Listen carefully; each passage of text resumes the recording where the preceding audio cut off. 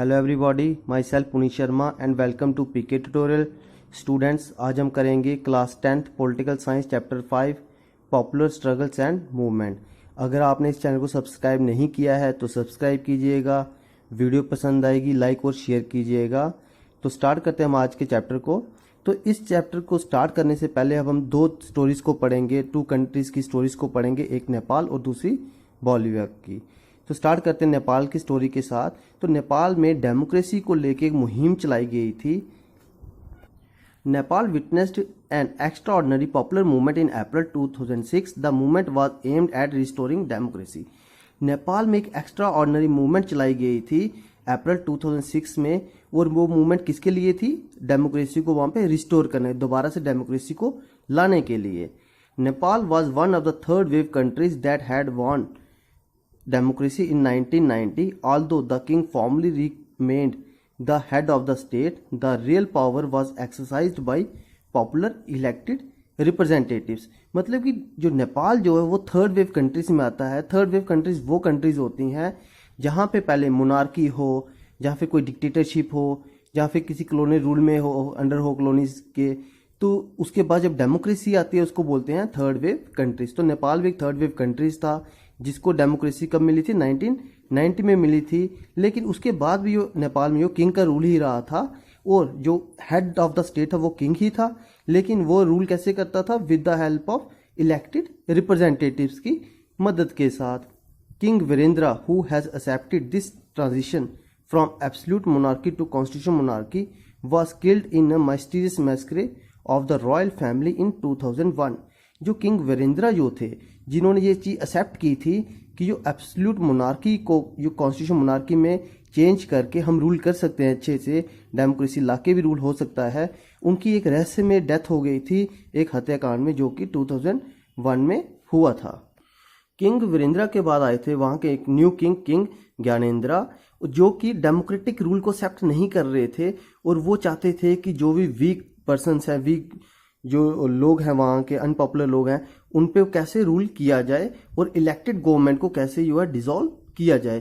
तो जो लोग थे वहाँ के वो इस चीज़ के खिलाफ हो गए थे, क्योंकि 2001 से लेकर 2006 तक जो है ज्ञानेंद्र ने जो अपना ही रूल किया था, मोनार्की को दोबारा से इस्टेब्लिश कर दिया था नेपाल में। तो लोग जो उनके खिलाफ होने लग पड़े थे, और उन्होंने जो है मूवमेंट स्टार्ट कर दी अप्रैल 2006 को। और वो लोग वो चाहते थे कि दोबारा से जो है किंग का रूल जो अबॉलिश किया जाए और दोबारा से डेमोक्रेसी को नेपाल में लाया जाए।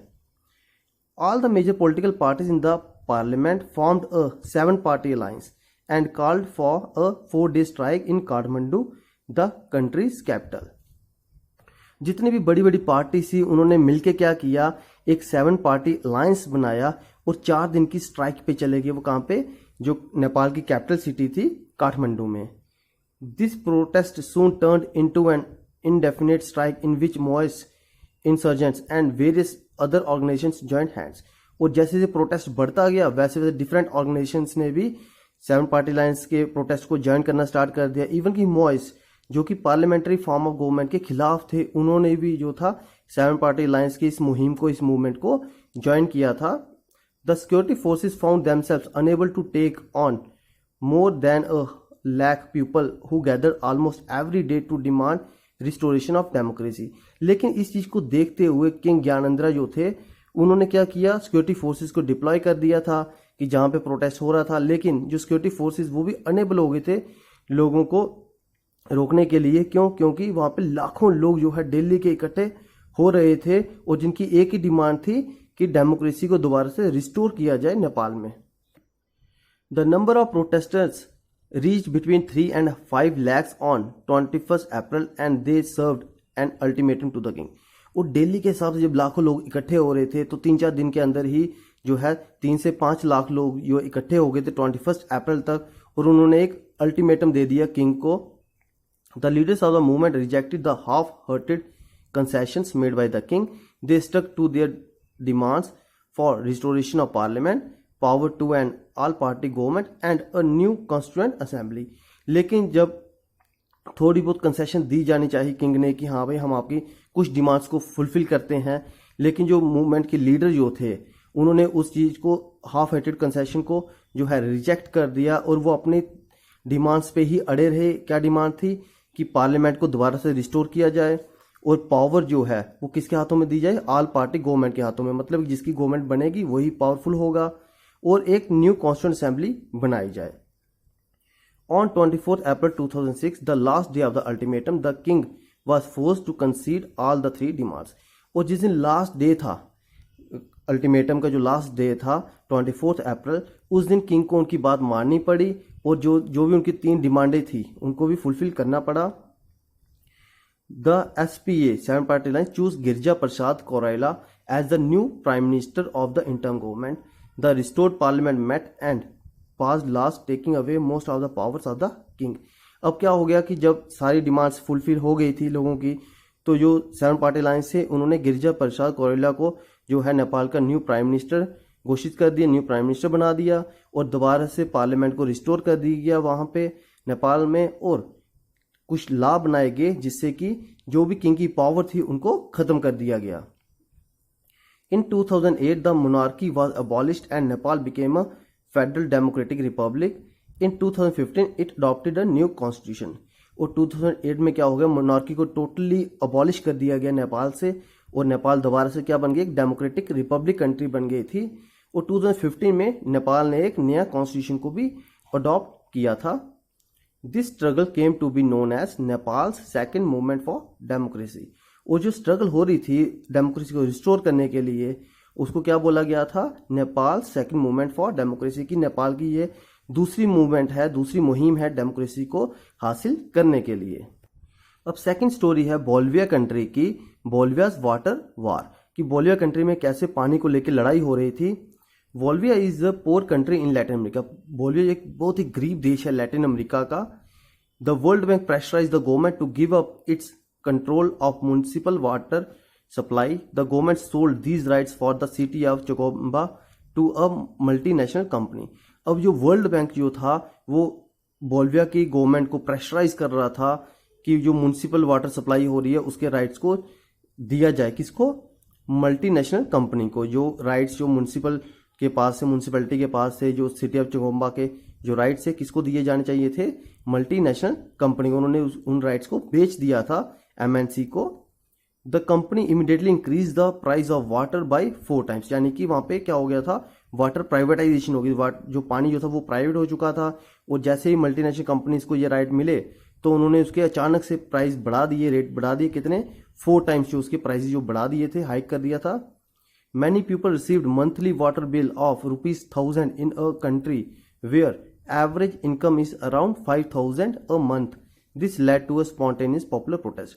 और बहुत से लोगों को जो मंथली बिल कितना आने लग पड़ा था, 1000 के करीब बिल आने लग पड़ा था, लेकिन उनकी जो एवरेज इनकम थी, और उनकी जो एवरेज मंथली इनकम थी वो 5000 पर मंथ थी, और जिसकी वजह से लोगों ने गवर्नमेंट के खिलाफ जो प्रोटेस्ट करना स्टार्ट कर दिया था। In January 2000 a new alliance of labour, human rights and community leaders organised a successful 4-day general strike in the city. और जनवरी 2000 में क्या किया था, वहां के एक न्यू अलायंस बना था लेबर का, ह्यूमन राइट्स का, कम्युनिटी लीडर्स का, और उन्होंने क्या किया, 4 दिन की स्ट्राइक रख ली सिटी में। The government agree to negotiate and the strike was called off, yet nothing happened. और गवर्नमेंट ने उनके साथ नेगोशिएट करना चाहा कि हाँ भाई हम आप स्ट्राइक खत्म कर दो, हम आपके साथ बातचीत करते हैं, लेकिन ऐसा नहीं हुआ। The police restored to brutal repression when the agitation was started again in February. Another strike followed in April and the government imposed martial law. जब जनवरी में स्ट्राइक स्टार्ट हुई थी तो गवर्नमेंट ने नेगोशिएट करना चाहा, लेकिन ऐसा नहीं हुआ। तो दोबारा से जो है फरवरी में दोबारा से स्ट्राइक स्टार्ट हुई और पुलिस वालों ने उनको रोकने की कोशिश की, लेकिन ऐसा नहीं हो पाया। और बाद में अप्रैल में जब दोबारा से ज़्यादा जोर शोर पकड़ा स्ट्राइक ने, तो गवर्नमेंट ने क्या कह दिया, वहां पे मार्शल लॉ जो है इम्पोज कर दिया था बोल्विया में। But the power of the people force the officials of the MNC to flee the city and made the government concede to all the demands of the protesters.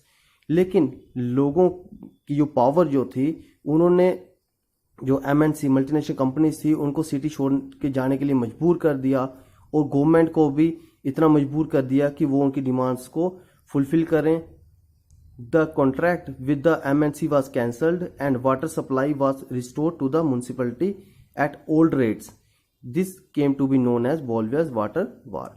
और जो multinational companies के साथ world bank का जो समझौता हुआ था उसको भी खत्म कर दिया गया था, और जो वाटर सप्लाई जो थी दोबारा से रिस्टोर कर दी गई थी म्यूनसिपैलिटी के ही पुराने रेट्स पे, और जिसको क्या बोला गया है, बोलिवियाज वाटर वार।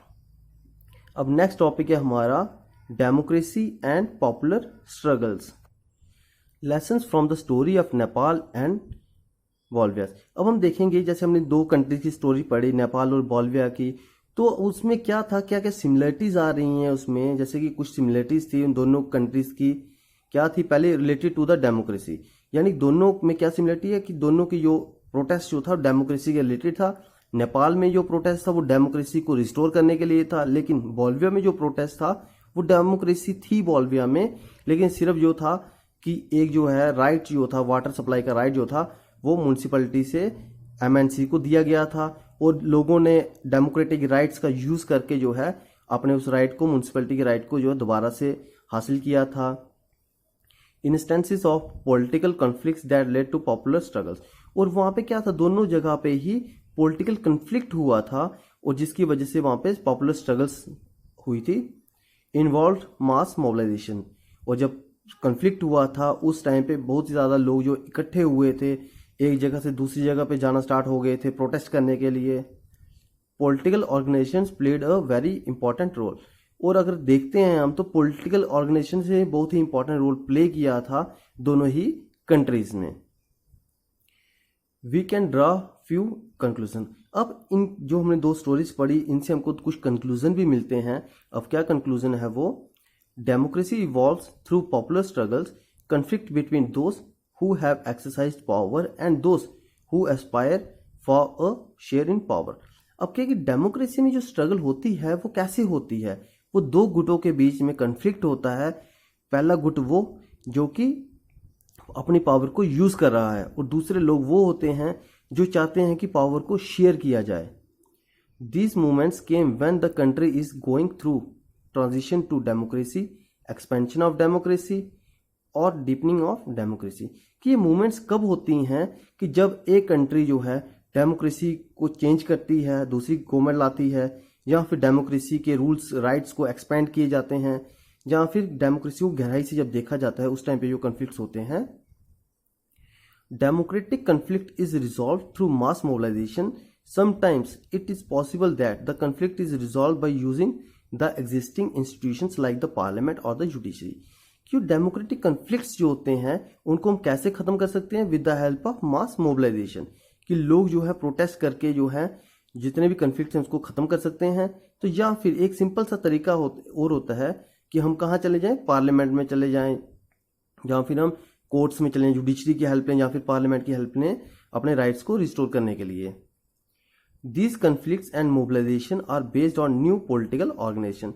वो जो कन्फ्लिक्ट्स मोबिलाइजेशन होती है ना, वो एक न्यू पॉलिटिकल ऑर्गेनाइजेशन को भी जन्म देती है। अब नेक्स्ट टॉपिक है हमारा मोबिलाइजेशन एंड ऑर्गेनाइजेशन।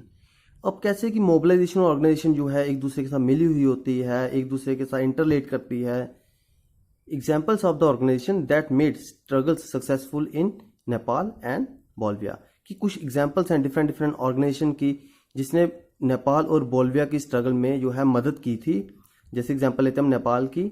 अब नेपाल में किस किस पार्टी ने स्ट्रगल किया, जैसे कि 7 पार्टी अलायंस था, नेपालीस कम्युनिस्ट पार्टी जो कि मॉइस से, which did not believe in parliamentary democracy. Maoists जो थे वो पार्लियामेंट्री डेमोक्रेसी में बिलीव नहीं करते थे, लेकिन तब भी उन्होंने जो है डेमोक्रेसी को रिस्टोर करने के लिए हेल्प की थी।